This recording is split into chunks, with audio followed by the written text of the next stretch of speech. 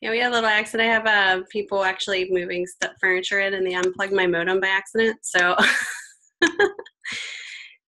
you know, the things that happen when you're moving. So I appreciate you guys hanging out there with me for a second.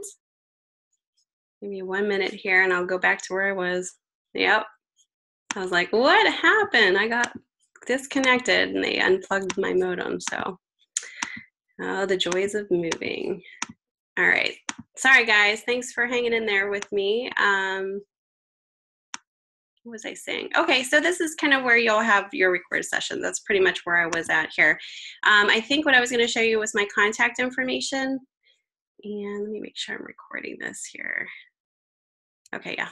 Okay, so if you go into About the Instructor, that's the information that you'll find. That here's me, and then here's my email address. This is actually my phone number, my cell phone number. So I typically like to have you guys contact me through email at first. If you have an emergency, obviously, if you want to talk to me, you can call me, but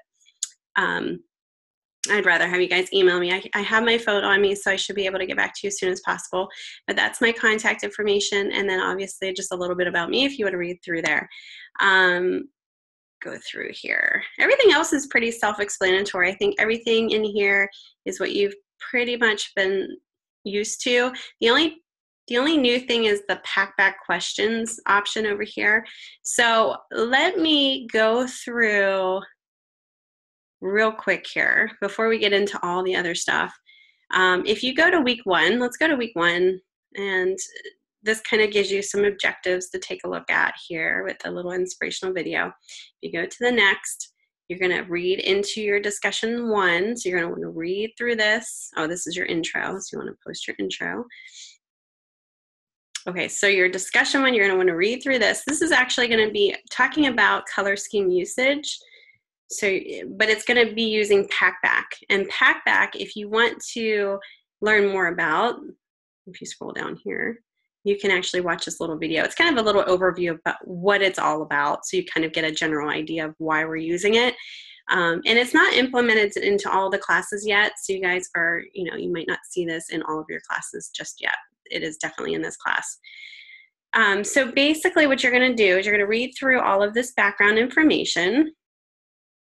You have a little video here to kind of supplement with your discussion, a little bit more about the topic, and then you're going to go through the prompts. So we're going to I'll read through this. The psychology of color can have real implications in various cultures around the world.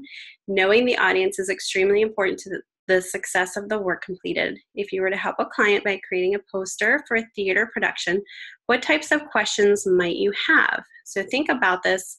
Think about these certain key points here when you're discussing this. Composition, who the audience is, the emotions, the location of where the poster would be, production of the poster, and symbolism. Okay. What color schemes might be appropriate for a production for, say, The Wizard of Oz, How the Grinch Stole Christmas, and Doll M for Murder. So you might kind of bring up certain things about each one of these productions and maybe an appropriate color scheme that would be used for a poster for each of those. So what you're going to do is you're going to come up with one main question, and it has to be relative and valid to what the topic is, to color scheme usage and its impact or implications for your life or future career. And you don't have to be it doesn't necessarily have to have any of these topics in there, like The Wizard of Oz. You don't have to have that in your question. It could just be as easy as, what color scheme, a valid question would be. So I think there's a question down here, like an actual sample. If you click down here, there's a sample one that you guys can take a look at. Maybe that'll help kind of explain a little bit further. All right, so let me share this with you. It's like a PDF. And you guys can download this too. It's up there for you. So here's a good example of a question that you could post. Since the client wants us to design posters, are there colors that work better for print? Okay, so that could be a posed question that you put in there. And then once you pose that question, you're going to go ahead and try to answer it. So and then this is you answering it. When it comes to starting work for a client, I think the more questions, the better. A few questions I would have are one, and it goes through each of these questions. And some of these are citations. So you see the little citation next to each one of these that is brought in from an external resource there. And it says, for my color palette choices, I think I would stay a little more traditional and use greens for the Emerald City and yellows for the Yellow Brick Road and the Wizard of Oz. For How the Grinch Stole Christmas, I think the traditional green, reds for the trees and clothes and whites for snow work. For Dow for M for murder, I would use red to represent blood and black to represent death. And then you have the reference down there. So you're posing a question that maybe something that you've always had a question about that's related to the topic. Then you're going to break it down. You don't necessarily have to have it in numbers like this, but you're going to have, you know, a supportive answer to that, maybe a citation in there, and then in your own words, kind of how you would go about, you know, using it, the color schemes that you would choose for each of those productions. Okay, and let me just show you real quick because Packback is a little different than your regular discussions. So how you would access this, once you read through your discussion, and this is every week, you'll read through the discussion, you're going to go right into it by going on the menu over here. You're going to go right and click right onto the Packback questions area. So that forum should open up. And it's going to be a little different, but I think it's, once you get the, you know, it's pretty easy, I think, once you get in there. Oh, it looks like I have to do something here. Hold on one second. There we go. Okay, so in here, let's join the community. Oh, looks like we don't have anything set up here. Interesting. Did you guys try to access this yet? Oh, there we go. I just had to refresh it here.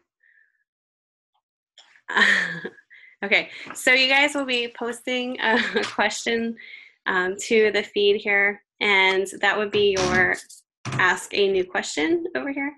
And then you will be answering that based on, you know, obviously what your question is. So you're going to do some research, bring in, you know, what you believe the answer is to your question, and then you're going to be following everybody and responding to their question and their answers as well. Okay, so you have the curiosity feed here, featured posts. So maybe somebody has a featured post that would be highlighted. And then this is the learner leaderboards. This is, if you guys logged in here, you should be listed here. You need to kind of log in first to join it, okay? So I only have 2 other people besides myself in here.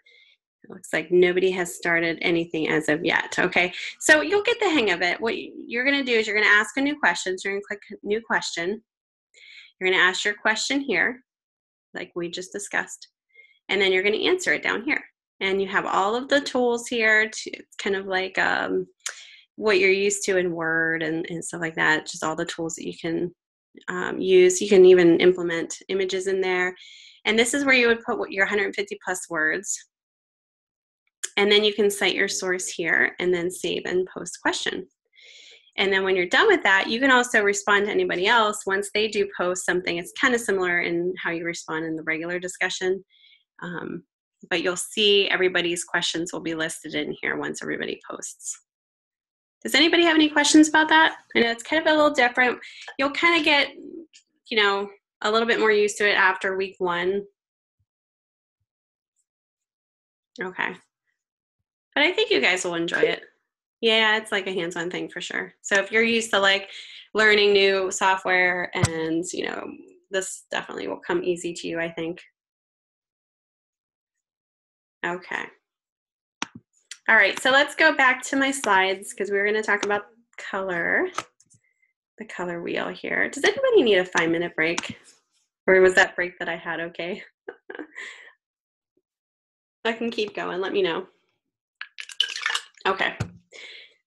All right, so let's talk about the color wheel. We all know what the color wheel is, and it's basically a tool for combining colors. And the first circular color diagram was by Sir Isaac Newton, 1666. It's a long time ago. And it's basically designed so that virtually any colors you pick from it will look good together. Pretty cool. So over the years, many variations of the basic design have been made, but the most common version is a wheel of 12 colors based on our YB or artistic color model. So traditionally, there are a number of color combinations that are considered especially pleasing. These are called color harmonies or color chords, and they consist of 2 or more colors with a fixed relation to the color wheel. Some of this, again, might be a review for some of you, so just kind of hang in there. In the color wheel, you have primary, secondary, and tertiary colors. So in the RYB, or subtractive color model, the primary colors are red, yellow, and blue. And then the 3 secondary colors are green, orange, and purple, and are created by mixing 2 primary colors. Another 6 tertiary colors are created by mixing primary and secondary. Most of you guys pretty much know that, hopefully. So primary colors, in theory, the primary colors are the root of every other hue imaginable. So the primary pigments used in the manufacture of paint come from pure source element of that hue. So there are no other pigments blended to alter that formula. So think of the 3 primaries as the parents in the family of colors. It's kind of a good way to think about it. In paint pigments, pure yellow, pure red, and pure blue are the only hues that can't be created by mixing any other colors created. So printer inks and digital primaries are referred to as yellow, magenta, and cyan. So you'll see that CMYK is representative, and K is, they didn't want to confuse people with the B for black, as confusing it with blue, so they just labeled it K for key. Secondary colors, when you combine any 2 of the pure primary hues, you can get 3 mixtures called secondary colors. And think of these secondaries as the children in the family of colors. So for instance, yellow plus, red equals orange, and so on and so forth. So you have the actual secondary colors coming from the primary. You have tertiary colors. When you mix a primary and its nearest secondary on the basic color wheel, you create 6 new mixtures called tertiary colors. Think of the 6 tertiary colors as the grandchildren in the family of colors, since their genetic makeup combines a primary and secondary color. So for instance, yellow and orange make yellow-orange. Red and orange make red-orange. Red-violet make red-violet. so on and so forth. It kind of has that little hyphenated word there. Additive color is another, it's kind of interesting. The additive color system involves light emitted directly from a source before an object reflects the light. So the additive reproduction process mixes various amounts of red, green, and blue light to produce other colors. Combining one of these additive primary colors with another produces the additive secondary colors. So you have cyan, magenta, yellow. And then combining all 3 primary colors produces white. So television and computer monitors create color using the primary colors of light. Each pixel on a monitor screen starts out as black.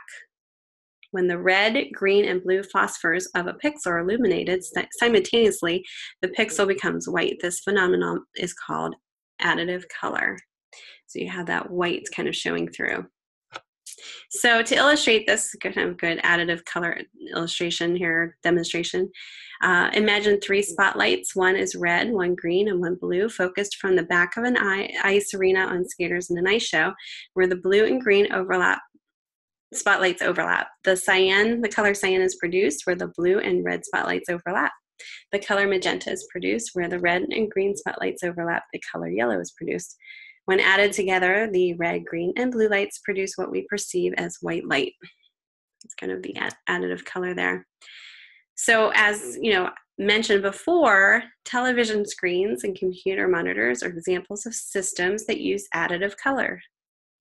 So thousands of red, green, and blue phosphor dots make up images on video monitors.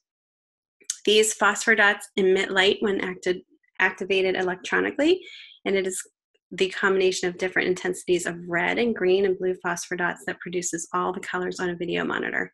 Because the dots are so small and close together, we do not see them individually. It's kind of like on print. When you have printed dots per inch, it's kind of what that is, only you're not having the additive color in there. But see the colors formed by the mixture of light. Colors often vary from one monitor to another. It's kind of like a calibration thing. This is not new information to anyone who has visited an electronics store with various brands of televisions on display. Also, colors on monitors change over time. Currently, there are no standards for the phosphors used in manufacturing monitors for the graphic arts industry. This is kind of an interesting topic. I remember when I was working for an advertising agency in Ohio, we actually had one guy that actually did all the calibration of all of our monitors. And, I would walk in one day and he'd have a dark black blanket over his head in the monitor because he was trying to get all the light from the outside out so that he was able to accurately calibrate his monitor. And in doing so, that's the closest that you'll get to maybe having the most accurate color to maybe a print piece or maybe on the web. But if it's just hard, if your screen isn't calibrated and somebody else's screen isn't like your client's, and they're opening up your work and they're actually doing, which they shouldn't be, color review of what they're looking at. They might say, oh, well, it looks kind of orange. You might want to add whatever. So it's always good to get if you're doing a printed piece, to do like a color proof from an actual printer so that you're not just looking at it on screen, because they might have a different, they might be seeing it a little different than you. Okay, subtractive color. So photographs, magazines, and other objects of nature, such as an apple, create color by subtracting or absorbing certain wavelengths of color while reflecting other wavelengths back to the viewer. So this phenomenon is called subtractive color. It's kind of the opposite. A red apple is a good example of subtractive color. The apple really has no color. It has no light energy of its own. It merely reflects the wavelengths of white light that cause us to see red, and absorbs most of the other wavelengths, which evokes the sensation of red. Welcome. Not sure who that is. It's CHUYB. Welcome. The viewer or detector can be the human eye, film in a camera, or light sensing instrument. We're just going over some color theory things, descriptions here. The subtractive color system involves colorants and reflected light. Subtractive color starts with an object, often a substrate, such as paper, canvas, that reflects light, and uses colorants such as pigments or dyes to subtract portions of the white light, illuminating an object to produce other colors. If an object reflects all the white light back to the viewer, it appears white.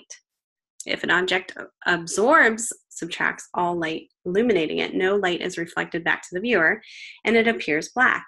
It is the subtractive process that allows every object around us to show color. So here's an example down here of a photo overlapping subtractive yellow, cyan, red, magenta image elements can be seen clearly along the edges of the image. So if you look around the border of that image, you can kind of see the overlapping of those colors coming through there. So color paintings, color photography, and all color printing processes use subtractive process to reproduce color. In these cases, the reflective substrate is canvas, paintings, or paper, photographs, prints, which is usually white. Printing presses use color inks that act as filters and subtract portions of the white light striking the image on paper to produce other colors. So printing inks are transparent, which allows light to pass through to and reflect off of the paper base. It is the paper that reflects any unabsorbed light back to the viewer. So the offset printing process uses cyan, magenta, and yellow, CMY, process color inks, and a fourth ink is black, and the black printing ink is design K, designated to K, to avoid confusion with B. I just told you guys this for blue. Overprinting one transparent printing ink with another produces the subtractive secondary color, red, green, blue. All right, so we looked at subtractive and additive. Now let's look at complementary colors, and these are colors that are opposite each other on the color wheel. Wheels are considered to be complementary colors. So you have red and green in this example. The high contrast of complementary colors creates a vibrant look, especially when used at full saturation. This color scheme might be managed well, so it's not jarring. You can definitely, may not use it well, so you have to make sure you really balance it. Complementary colors are tricky to use in large doses, but work well when you want something to stand out. Complementary colors are really bad for text. So this is very difficult to read. So you want to kind of avoid this. This is when, when you look at this, it kind of hurts your eyes, and it kind of vibrates the two colors together and makes it hard to read. You have triad colors. So we just look at the complementary. Triad colors is a color scheme that uses colors that are evenly spaced around the color wheel. Triadic color harmonies tend to be quite vibrant, even if you use pale or unsaturated versions of your hues. To use triadic harmony successfully, the colors should be carefully balanced. So you let one color dominate and use the other two for accent colors. And then you have analogous colors, and this is a color scheme that uses colors that are next to each other on the color wheel. They usually match well and create serene and comfortable designs. Analogous color schemes are often found in nature and are harmonious and pleasing to the eye. Make sure you have enough contrast when choosing an analogous color scheme. Choose one color to dominate, a second to support, and the third color is used along with black or white or gray as an accent color. You have split complementary, which is a variation of the complementary color scheme. In addition to the base color, it uses the two colors adjacent to its complement. This color scheme has the same strong visual contrast as the complementary color scheme, but has less tension. And the split complementary color scheme is often a good choice for beginners because it's difficult to mess up. So, kind of something to think about. Any questions about any of that we just went over? I know it's a lot of kind of refresher information, stuff that I've been reading off the slides. I apologize, but stuff that we need to go through and review. Any questions about any of that? Everybody's good to go? All right. All righty, let's get started then. As we go into your assignment 1, we're going to be doing a color wheel. So this will be kind of fun. Maybe you've done one before. We're going to do a color wheel with 12 basic primary, secondary, and tertiary colors and duplicate it 3 times so you can have a total of 4 artboards or layers. Be sure to have the colors tangent and next to its related color. Feel free to be creative with your color wheel. So you don't necessarily have to make it look like, a typical color wheel, but definitely has to have the 12 steps. On each of your color wheels, visually represent the following color relationships with lines or triangles. So you have complementary, triadic, analogous, and split complementary, just like we were talking about. Okay, so you're going to show all of those. So you want to make sure that you have a signifier in some way demonstrating what you're showing on each artboard. So you want to make sure that not only is it verbally stated underneath your or wherever on the page of your color wheel, but you also want to signify it. You want to have a signifier. And what that means is you need some type of direction that the eye is going to say, okay, yeah, that's complementary because it's pointing to those 2 complementary colors. You only have to show one color combination in each wheel. Not every analogous combination needs to be shown on the color wheel. Name each color wheel with the color relationship that you are showing. Use good typography and adhere to principles of design. All right, so let me show you an example here first, and then I'll kind of start the demo so that it gives you an idea of how you can maybe approach or start the project here. Let me open this up. Okay, so this is kind of like, those cooking shows where you see the after. This is what I'm going to show you here real quick.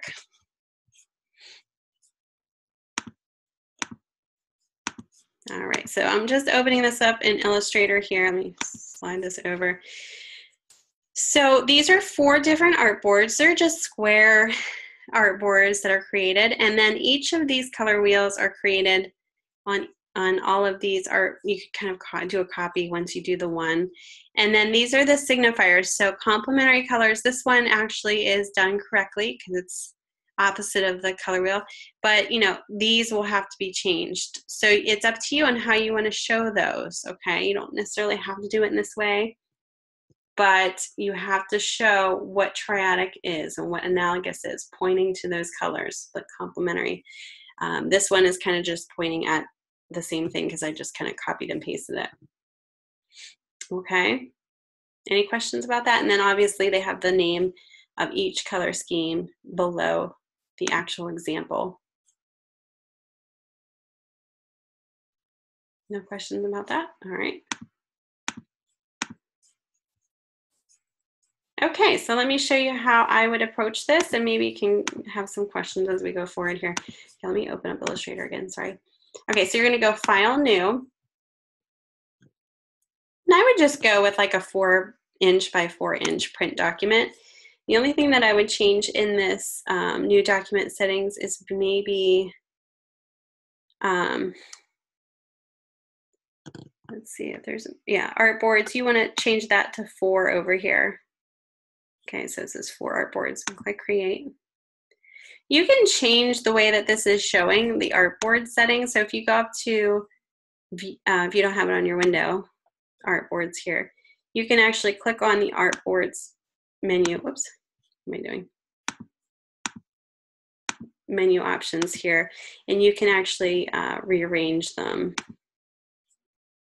You know, so say if you wanted to do, oops, like rows like this, you can change it there, okay?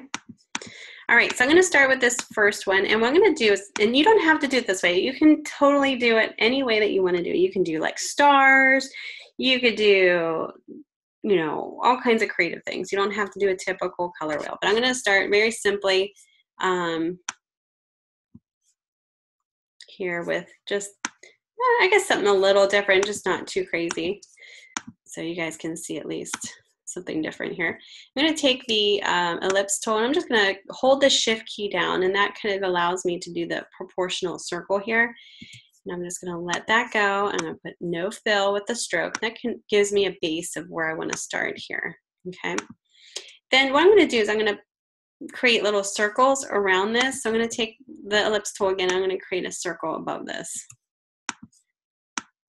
Okay, now make sure when you go up to window, make sure you have, or actually it should be view, your smart guides checked. That'll kind of help you intuitively align things. If you select this circle and you kind of start dragging it, it's going to tell you when it's center on the page. So it's kind of, I don't know, it's kind of nice to have. You're not having to always align it,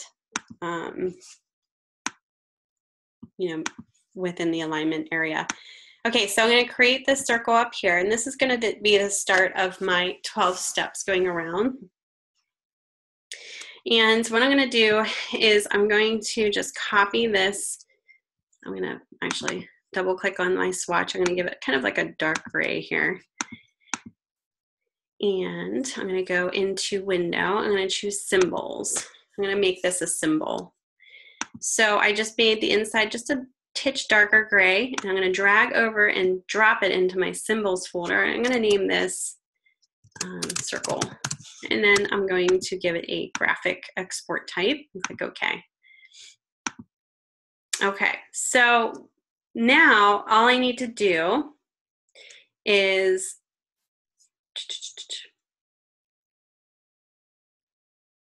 okay, I'm not going to do the small circles here, but I'm going to just select that one. All right, so what I'm going to do is I'm going to Command Shift V to copy and paste this triangle. I think I'm going ahead of myself here. Hold on one second. Okay, so yes, I'm going to select that small little circle, and I'm going to go to my rotate tool on my toolbar. So see where it says rotate. And when I hold that rotate tool down, I'm going to go over to my artboard, and I'm going to pull this down so I know where the center is. So here's my center, and I'm going to shift select it. See how it kind of shift selected with that. And then with that shift selected, I'm going to grab the center. So I'm going to, that's the smart guides, is what you just saw there, and I'm going to release it. Then I'm going to hold down the Option key. Okay, so if you're on a Mac, hold down the Option key. And what that's going to do is it's going to bring up, or it should bring up, your rotate box here where you can actually do a preset. Excuse me. and you're going to actually type in 30 degrees, and that's going to help you do the 12 steps all the way around. Before you click OK, what you're going to do is you're going to click copy. Okay, and then click OK. Oops, let me do that again. Copy, there we go. So you should have 2. Now all you have to do, you don't have to touch anything, just do Command D, Command D, Command D, and just go all the way around. Okay, so that should give you your 12 steps. 1, 2, 3, 4, 5, 6, 7, 8, 9, 10, 11, 12. That's your 12 steps, and it kind of aligns it around the circle, so that's a nice way to do it. Any questions about that?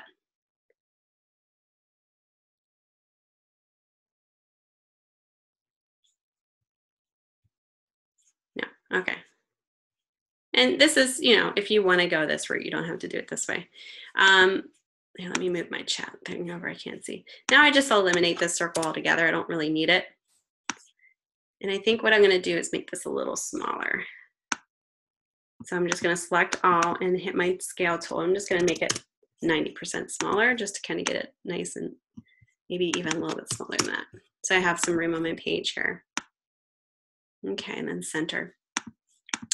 All right, so after that, it's up to you. If you want to make the every other color, every other circle smaller, you can. I'm just going to leave it as is. And now what I'm going to do is I'm going to start making, let me pull this aside here.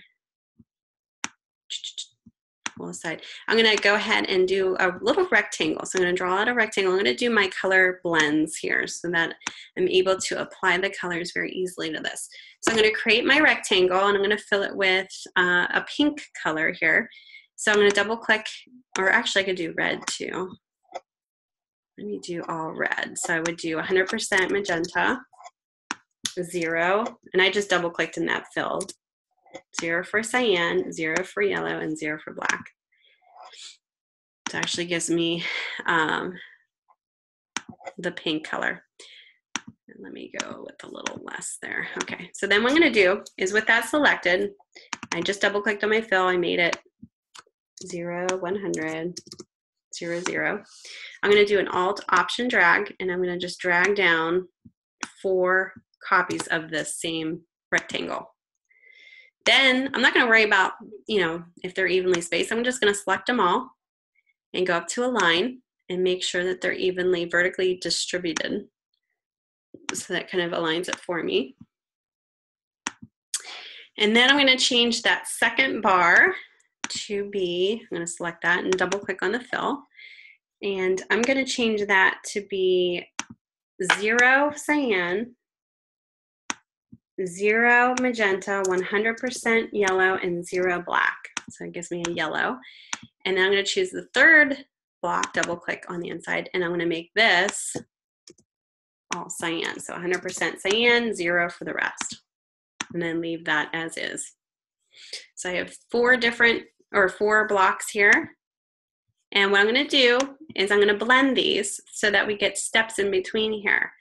So I'm going to choose the first block and the second block. So I do a Shift Select, and I'm going to go up to Object, and I'm going to go down to where it says Blend, and Blend Options. Now, this little preset box will open up. I want specified steps selected. If you don't see that, you'll have to do a drop-down menu. I'm going to do 3 steps in between these 2. And Illustrator is kind of weird with blending. You actually have to go back up to Object and go to Blend to make it. So you're not quite done yet. You have to actually do this step first, and then it actually makes the blend. Pretty cool. Now these blending options kind of make, this is actually a blend that you see here. So now in order to select any of these squares, you need to release the blend. So with that selected, just go up to Object and hit Expand.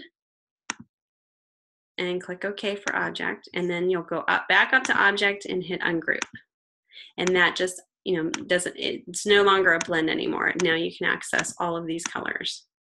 So you're going to do the same thing. You're going to select the yellow, and you're going to Shift Select the blue, go up to Object, go to Blend, Blend Options, 3 steps, click OK, Object, Blend, Make. There you go.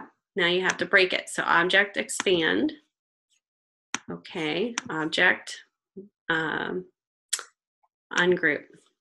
So you can actually select these. One more time, shift select blue with the pink. Object, blend, blend options. 3 steps, object, blend, make. It's kind of nice. Object, expand. Oops. Object, ungroup. You want to do the expand and ungroup so that you can actually click on these individually, because this is what's going to actually, let me pull this over to the side. This is what you're going to actually take from for your 12-step wheel here. Okay, so with that being said, I'm going to choose the first top circle, and then I'm going to take the eyedropper tool and just sample from there.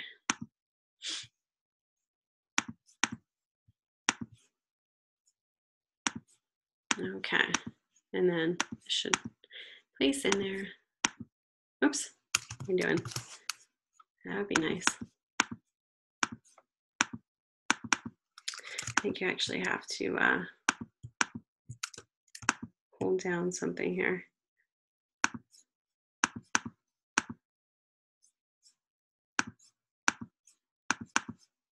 There's a step here. Hold on one second that I'm missing, obviously.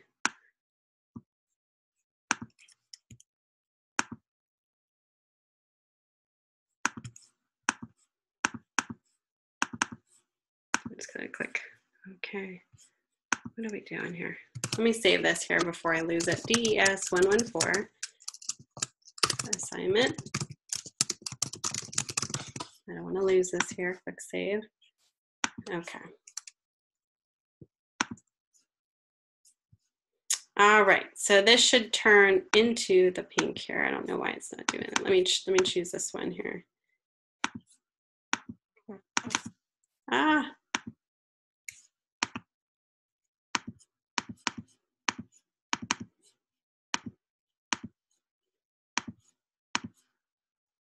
See, it's changing that, but it's not. Here, let me pull this over to the artboard. Maybe it has something to do with not being on the artboard.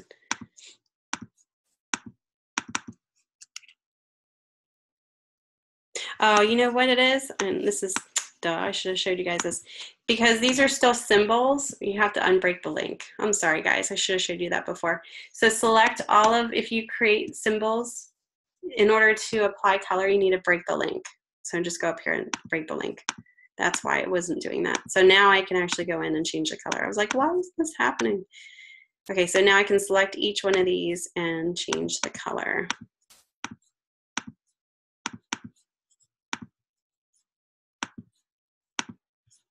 There we go. So you can just take your eyedropper tool.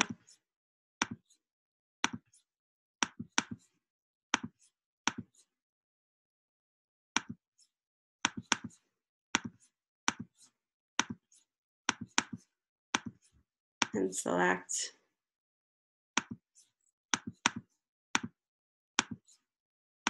which one of these. I don't know if that's the same color. It looks a little different there. Purple. And then this one. Here we go. Okay. So that's how you could start it. You don't have to necessarily do circles. You could do like a pie. It's completely up to you. And then if this is, let's say, analogous. Let me see if I spelled that right. Yeah. You can put analogous. It doesn't have to be real big, just somewhere centered on the page here. And then let me bring this up a little bit. And then your signifier, it's completely up to you how you want to do this. You don't even have to do real long lines or anything like that. You could even do as simple as maybe you're just blocking out some colors here. Make sure these are centered. So, think creatively. So it'd be maybe something like that. Let me take away the strokes in here too. Oops. Okay, so I mean that could be as simple as just showing whites within the dots that are considered analogous, which would be the colors that are side by side on the color wheel. And then you would go to the next one. So what I would definitely do is I would, if you don't do your artboards, let's say you don't create 4 artboards in the beginning. This might be actually smarter to do this. Eliminate the other 3, so you only have this one, and then all you have to do in your layer is just do a drag and drop. And when you do a drag and copy, it's going to copy that same color wheel in the same position with everything is the same. So all that you need to do is go and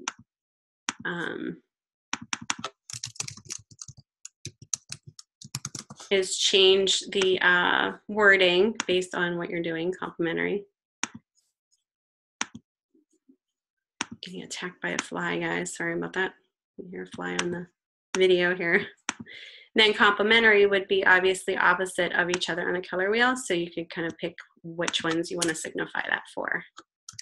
But look how easy that was. Once I created that first one and just copied it over, it's so easy to do the other ones. Any questions about that? So, make it, you can even do like dark black in the background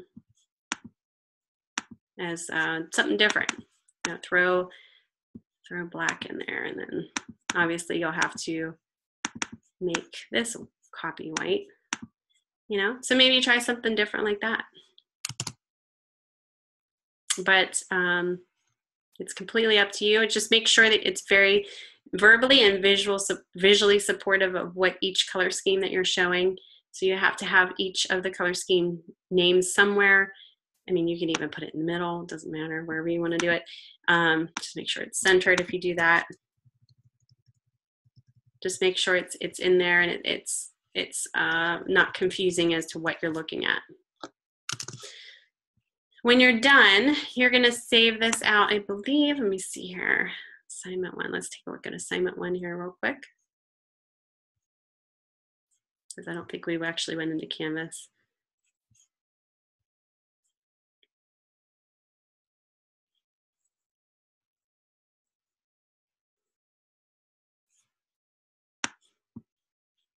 So, go to assignment 1, read through your description here, and then the prompt goes into what I just said. Okay, duplicate your other artboards, okay. Then you're going to export your artboards into a multi-page PDF, name yours as such, so it's pretty easy. You just go up to File, Save As, and then Adobe PDF, all pages, click Save. And that should create a, oops, you guys can't see what I'm doing, sorry. Let me do that again. Then I was sharing my thing. So you go up to File, Save As, Adobe PDF, all pages, and click Save.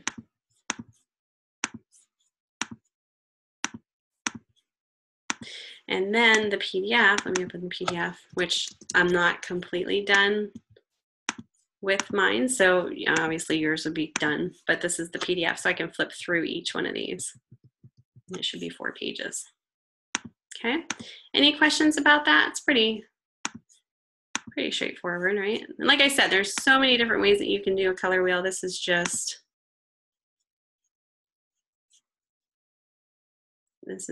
something that I decided to do.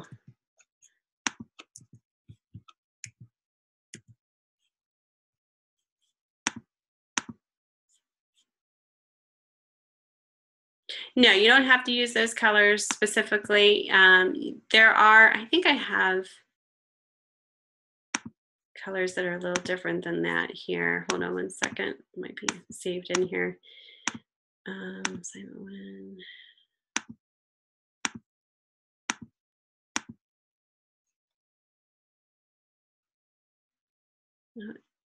Let's see, I think I had, no, I don't have to show you guys. If you want to, you could look up the 12-step. Let's see here, hold on one second. 12 color wheel. Images. I'm just doing a Google search because there actually are really nice, helpful Pantone colors that you can go by, or not Pantone colors, I'm sorry, CMYK colors that kind of specify what the numbers are for each one of those. So let me see here if I can get that up for you. I thought I had it saved in my folder, but I guess I don't. Let's see, CMYK. Here it is, right here. Boom. Okay. So if you want to, I just looked up 12-step color wheel cyan or CMYK, and here is a 12-step, and it's giving you specific numbers to plug in for each one of these. So if you wanted to, you could do, you know, these as well. If you want to do a screenshot of that or whatever, you can use those colors as well. Mine are a little bit more pastel colors that you see there. So, but yeah, you could definitely go through this way too.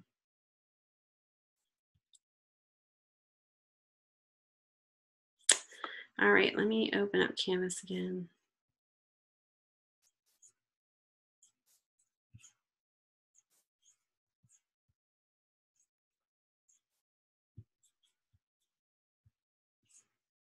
There we go. Pretty easy though. I mean, I think you guys will do pretty good on that. The assessment you guys are going to be doing, let's take a look at that real quick here too. I'm going to actually open it up in Canvas so we can look at it in detail here. So that would be assignment 1, and this is assessment 1. And you're going to read through the objectives and the background information on this. The prompt here is what I'm going to read. So for this assessment, have fun creating an abstract geometric composition using just shapes. Draw circles, squares, triangles, organic shapes, or any combination of them. Employ the principles of design, contrast, repetition, alignment, and proximity to ensure sound design choices. Avoid strokes around your shapes and do not go for anything recognizable. The more abstract, the better. Once you have your composition complete, duplicate it to 3 total artboards. Color each combination with the following color schemes. So you should show an analogous, complementary, and monochromatic. You're going to go and do this in Illustrator. The size of your artboards will be 8 inches by 8 inches, so you'll have 3 artboards. Utilize an analogous color scheme for one composition. You may use tints and tones of the colors for this composition. Utilize a complementary color scheme for the other composition. You may use tints and tones of your color plus 1 neutral color as an accent as well. Consider mixing your 2 main colors to see what sort of neutral they create and then tinting that down. Utilize a monochromatic color scheme for one composition. For this one, utilize the blending techniques that you employed for the tertiary colors in the assignment. For this week, mixing your base color with the black shade, white tint, and 50% gray tone, and saving the steps in between. Okay, so let me show you an example of that. I think this is kind of like a fun assessment.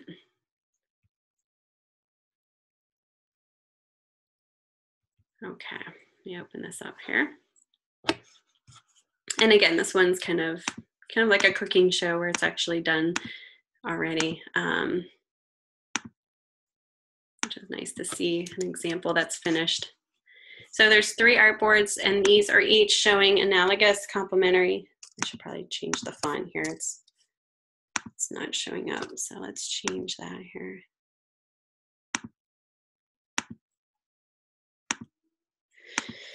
So basically, you know, this is just showing circles that are created with the oval tool here, or the ellipse tool, I should say, and then creating the scheme.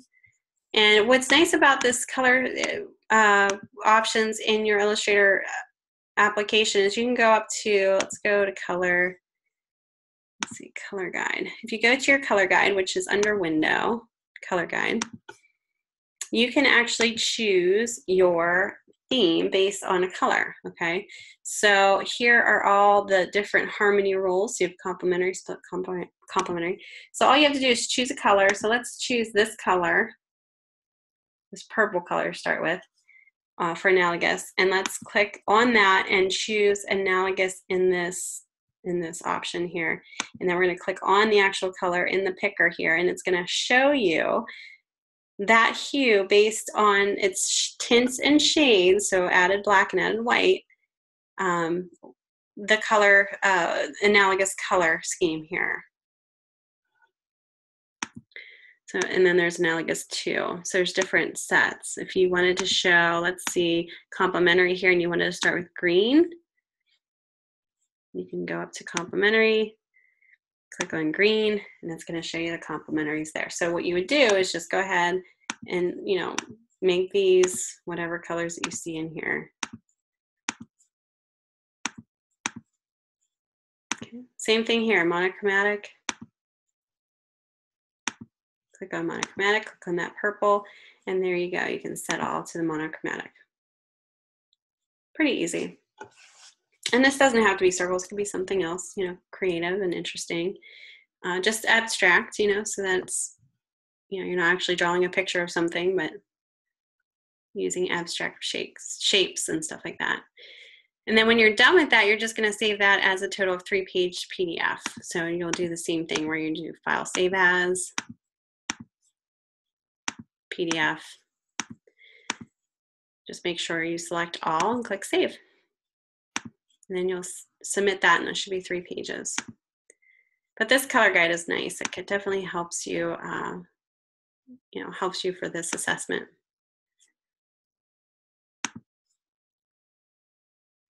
Okay, I don't think, do I have any other examples? Let me just see if I can see if I have any student examples here.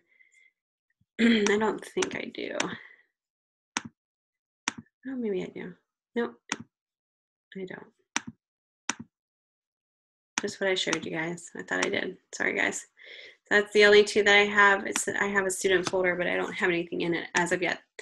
I should probably pull some examples in there just to give you some ideas, but I think that's pretty self-explanatory. Do you guys have any questions about that?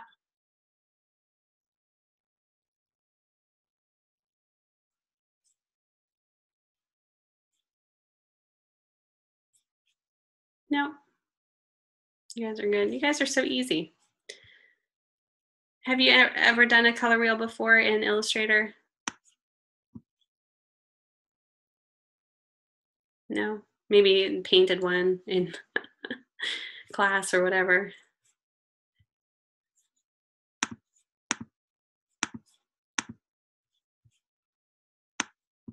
All right. This is kind of this is an important process because you guys will be, next week, you're gonna get a logo and you're gonna be applying a color scheme to it. So this is kind of a good way to start thinking about appropriate color usage for your upcoming logo that you're gonna be applying this color scheme to. So understanding the terminology is important. Understanding why you use certain color harmonies is important. And, you know, just kind of understanding that whole system, especially when we get into, you know, getting your files ready for print, that's really super important. So, oh, sorry guys, I bumped you out here. Let me get that. I think I just like closed out of my thing here. I'm just having all kinds of problems today. I actually moved and I'm surprised I even have internet access just from everything going so crazy. All right, yeah, I did get bumped out here. Let me make sure I have that on the last slide. Yeah, that was the last slide. So that's pretty much where I'm at today. I'm gonna have to wrap it up because I don't know if I talked faster this time. The last time I taught this class, I was right up to the time that we needed to say goodbye. So if you guys don't have any other questions, we'll just wrap it up now. Do you do student examples in the live lectures? I haven't in a while. Certain classes I do. I taught this class last mod, so I could probably bring in some examples. I just haven't had time to do so because I've been so crazy busy. But if you want to show your work, if that's something that you want, I definitely can do that. Just give me the A-OK. I need permission from you guys anyway. But if that's something that you want me to do going forward, I can pull some work, for examples, from the last time I taught this class, which was last mod. So it's pretty fresh. Okay, so to access Packback, that's a good question. What you're going to do is you're going to, let me open up this. Hold on one second, guys.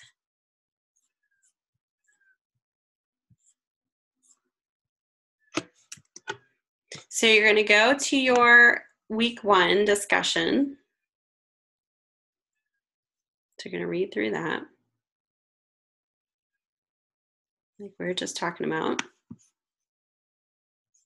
Oh, I should probably put the URL here. Looks like the URL is missing here. You're going to click on Packback Questions, and it may ask you to sign up if you're new, sign in, but this is how you would actually access it here. I could put the link from here into that discussion 1 so it's easy to access. Oh, and this is also a community code that I need to give you guys. So yeah, thank you for reminding me. I will give this code to you guys in announcements. Like I said, I'm kind of new to this as well. This is the second time I'm using this Packback. Maybe the code here if you need it, and then I will be putting that code in the announcements as well. If you guys have any problems getting in, let me know, and we'll try to figure it out.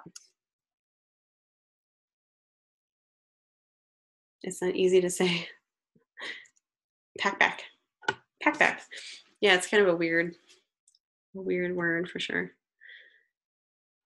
Have any of you gotten in there yet? I think there's 2 learners that are in there. Let me see if any of them are you guys. Nope, 2 different people that are not in the lecture now, but it looks like they got in. So if you, like I said, if you have problems, let me know. But that's how you should. I'm new too, for sure. Like this is the second time I'm using this, and I think we're the guinea pigs for the design graphic arts area for this as well. So if you have extra questions, there's actually in the discussion area, there's a video of what it's all about. So it might give you a little bit more of a general background of why, what it's all about and how you can utilize it. What's it good for, the purpose of it. Give you some background knowledge of what the program's about.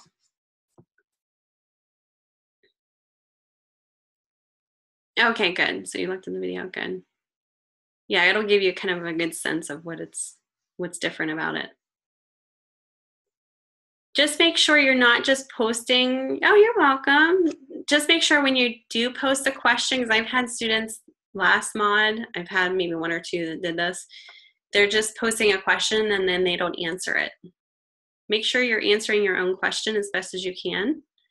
And then whenever you respond to your peers, you might want to bring up some things that maybe they left out or a different perspective, in that regards to what their theory is and their thoughts on that subject that they asked about. So try to poke holes in their theory, try to be the devil's advocate, but in a good way, make them see things in a different way. And I can't tell you what that would be because it's all related to your question. All right, guys, and like I said, this is new. So if you're having issues, we can all work it out together. And like I've had issues with it before, as far as trying to learn the because I think they only gave us a couple of days in advance notice that we were actually going to have it in the class. So it wasn't like they trained us on it super quick. It was like right before class we had a training for it. So it's still kind of fresh on my end too. So don't feel like, oh my gosh, I don't know how to use this. I'm just not going to do anything. Just, ask me. I can try to help you. I want you guys all to do really well in this class. And if it means that you have to post a day late because you can't understand how to do something, that's fine. Just, contact me and communicate with me what's going on. All right, guys. Right. So you guys won't have, and it won't be like what you're used to. You won't go to an actual discussion area. It will be in this forum. Yep. Okay, guys. Thanks for coming in. It's great to see all of you guys. and enjoy the rest of your day. If you're around tomorrow, I'll have the multi-session early, so feel free to pop in. If not, go ahead and get your work done, and I'll be talking to you next week or on the boards. All right, guys, have a great day.